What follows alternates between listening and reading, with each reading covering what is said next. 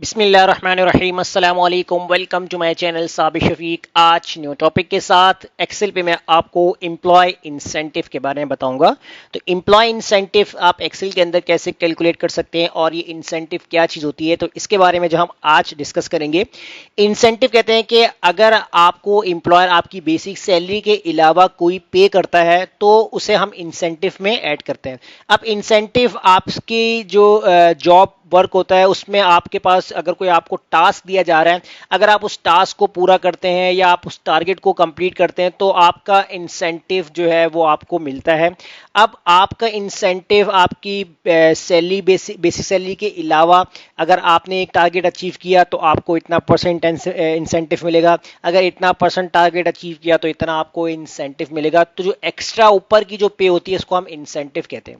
अब यहाँ आप देख सकते हैं स्क्रीन के ऊपर मैंने एक फॉर्मेट बना के रखा हुआ है। इसके अंदर हमारे पास कुछ एम्प्लॉयर्स के नेम है और हमने यहाँ पर कुछ टारगेट्स रखे हैं, उनकी सेल्स है और अकॉर्डिंग टू हम उनके रैंक के लिहाज से जो है वो हम उनको इंसेंटिव प्रोवाइड करेंगे। अब थोड़ा सा मैं स्क्रीन को जूम करता हूँ यहाँ पर। तो सेकंड टेबल अगर आप यहाँ देख सकते हैं कि आपके पास जो है वो एक टेबल बना हुआ है जिसके अंदर आपके पास A B C D E आपके पास जो है वो कॉलम वाइज हमने इस तरीके से लिखे हुए हैं। और सेकंड रो के अंदर आप देखते हैं कि जिसका रैंक ए होगा तो उसको हम 12% हम उसको इंसेंटिव देंगे और 8 जिसका रैंक बी होगा उसको 8%, जिसका रैंक सी होगा उसको 5%, जिसका रैंक डी होगा 2 और ई वाले को हम यहाँ पर 0। इसका मतलब कोई भी इंसेंटिव नहीं मिलेगा। अब ये जो हमने कैटेगरी डिफाइन की हुई ए बी सी डी, इसको हम यहाँ पर अभी फिलहाल मैनुअल टाइप करेंगे। इसके अलावा रैंक कैसे निकाला जाता है तो हम हर वीडियोस में हर चीज़ को स्टेप बाय स्टेप कवर करते हैं ताकि आपको हर चीज़ का जो कॉन्सेप्ट है वो क्लियर हो जाए। अब यहाँ हम आते हैं फर्स्ट टेबल के अंदर, हमारे पास एम्प्लॉयज के नेम है। यहाँ पर हमने जो है वो टारगेट रखा हुआ है कि 50,000 का टारगेट आपने रखना है। अब आपके पास हर मंथ का टारगेट आ रहा है, 30,000 भी आ सकता है, 50,000 भी आ सकता है, डिफरेंट टारगेट हो सकते हैं आपके जो है वो कंपनी के अकॉर्डिंग जो आपको टारगेट देती है। अब यहाँ आपके पास जो है वो सेल्स है कि आपने किसी एम्प्लॉय ने 60,000 की सेल कर दी है, किसी ने 40 की है, किसी ने 55, 30, यानी डिफरेंट जो है यहाँ पर जो है वो सेल्स हो रहे हैं। अब हमें यहाँ पर इंसेंटिव निकालना कैसे है वो आपको यहाँ पर पता चलेगा। अब हम देखेंगे पहले तो यहाँ पर रैंक, अब किसका रैंक ए है, किसका बी है, किसका सी है। जाहिर सी बात है जिसकी सेल ज्यादा होगी उसको हम ए देंगे, जिसकी सेल्स उससे कम होगी बी पे चला जाएगा, उससे कम सी पे चला जाएगा, उससे कम जो है वो डी पे, तो वो कैटेगरी वाइज हम चले जाएगा। आप चाहे तो यहाँ पर एग्जैक्ट लिख सकते हैं। दूसरा ऑप्शन ये होता है कि फिलहाल अभी मैं यहाँ पर मैनुअल टाइप कर लेता हूँ आपको समझाने के लिए, वरना एग्जैक्ट अगर आपको लिखना है कि हाईएस्ट सेल को आपने ए दे दिया, उससे कम वाले को आपने बी दे दिया, फिर उससे कम वाले को आपने सी दे दिया, तो इस तरीके से भी आप कर सकते हो, वो ये प्रॉपर होगा। अभी फिलहाल समझा रहा हूँ आपको मैं, फिलहाल मैं यहाँ पर कुछ भी टाइप कर लेता हूँ, आप अपने हिसाब से जो एक्यूरेट टाइप कीजिएगा।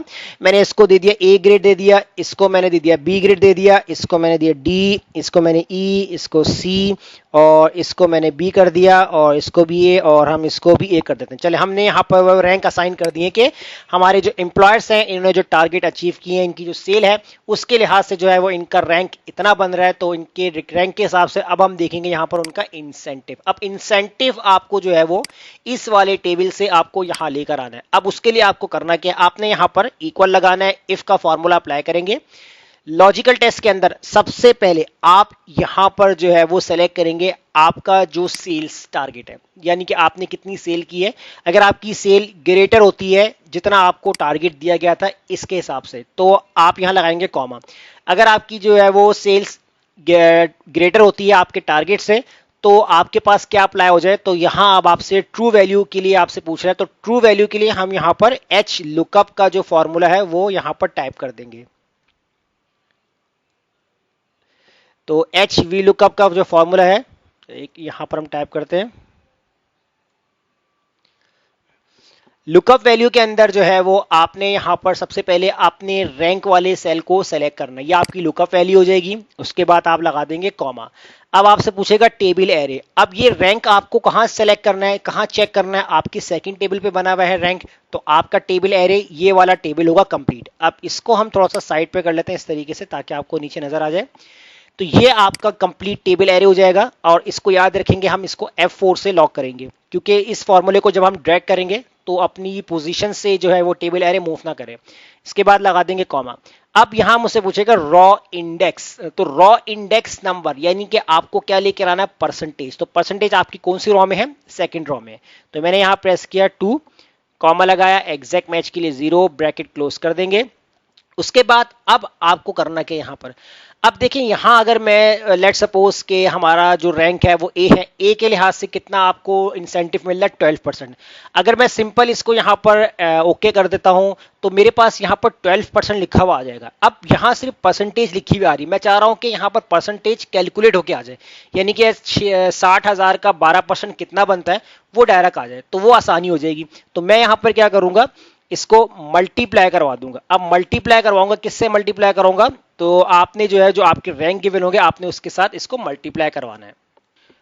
तो अब यहां पर जो है वो मैं सिलेक्ट करूंगा जो हमारे गिवन रैंक होंगे, तो उसके अकॉर्डिंग हम यहां पर देखेंगे। लेकिन आपकी जो परसेंट जो आपकी सेल्स है वो वैल्यू आपने यहां ऐड करनी, जैसे मैंने यहां पर इस वाले सेल को सेलेक्ट कर लिया, क्योंकि देखें आपके पास अगर हम मल्टीप्लाई नहीं करते हैं तो 12 आपके पास आंसर आ रहा है। अब जो 12 आंसर आ रहा होगा ना परसेंटेज, वो ऑटोमेटिकली इसके साथ मल्टीप्लाई कर रहा होगा, तो आपको उसका परसेंट निकाल के देगा। उसके बाद हम लगाएंगे यहां पर कॉमा।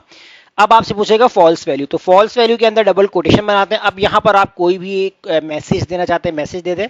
तो जैसे मैं यहां पर ऐड करता हूं नो इंसेंटिव, तो मैंने ऐड कर दी, ब्रैकेट क्लोज करेंगे यहां पर। तो मैंने यहां पर इसमें ऐड किया है नो इंसेंटिव, तो यहां आपके पास कोटेशन ऐड हो जाएगी। अब मैं इसको कर दूंगा इंटर, जैसे इंटर करूंगा यहां पर तो देखिए मेरे पास आंसर क्या है, 7,200, यानी कि 60,000 का 12% कितना आ रहा है, 7,000 आ रहा है। अब यहां अगर चले, मैं आपको यहां पर प्रैक्टिकल भी दिखाता हूं, अगर मैं यहां पर इस तरीके से ये नहीं लिखता कि मल्टीप्लाई नहीं करवाता और एंटर करता, तो देखिए मेरे पास 0.2 आ रहा है। अब 0.2 आ रहा है, कोई इशू नहीं है। अगर आप यहां से इसको परसेंट में चेंज करेंगे तो अब आप देखें 12% दिखा रहा है। अब 12% तो हमें मालूम हो गया कि इसको 12% इंसेंटिव मिला है, इसको 10% मिला है, लेकिन हमने उस परसेंट को सॉल्व कर दी डायरेक्टली। अगर आप चाहें एक और कॉलम बनाकर आप वहां पर इस फॉर्मूले को दोबारा से कॉपी करवा के और वहां पर आप जो एडिशन करना चाहते हैं, जैसे मैंने अभी एडिशन किए थे इसमें मल्टीप्लाई, वो आप कर सकते हैं, ताकि आपके पास 2 कॉलम का इजाफा हो जाएगा। तो ये भी आपके पास एक ऑप्शन है। तो फिलहाल मैं यहां पर क्या करता हूं, इसको मैं इस तरीके से लेके चलता हूं और अब मैं इसको करूंगा यहां से ड्रैग। तो जैसे मैंने इसको ड्रैग किया यहां पर, तो मेरे पास देखें अब यहां पर आंसर आ चुका है कि जिसका रैंक ए है उसको 12% के हिसाब से मिल रहा है। अब यहां पर नो इंसेंटिव, अच्छा नो इंसेंटिव यहां क्यों दिया गया है, क्योंकि देखें एक तो उसका टारगेट अचीव नहीं हुआ, पहली चीज तो ये, क्योंकि 40,000 तो मिल चुका है। अगर हमने देखें यहां बात कर रहे हैं बी ग्रेड की, तो देखिए बी ग्रेड तो मैंने इसलिए मैं आपको बता दूं कि मैंने समझाने के तौर पर लिखा था यहां पर कि इसका इतना इंसेंटिव है, लेकिन देखें आपकी जो रैंकिंग होती है वो आपके टारगेट से ऊपर की होती है।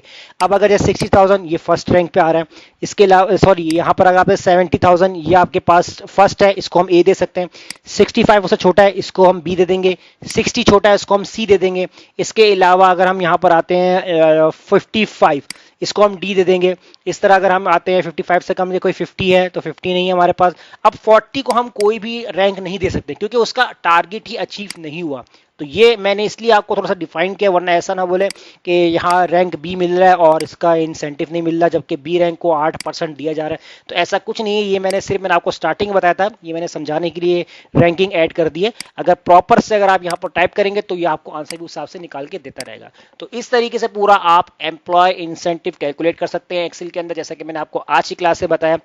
तो वीडियो अच्छी लगी लाइक कीजिए, फ्रेंड्स में शेयर कीजिए और हमारे चैनल को सब्सक्राइब करना मत भूलिएगा। मिलते हैं नेक्स्ट वीडियो में, शुक्रिया।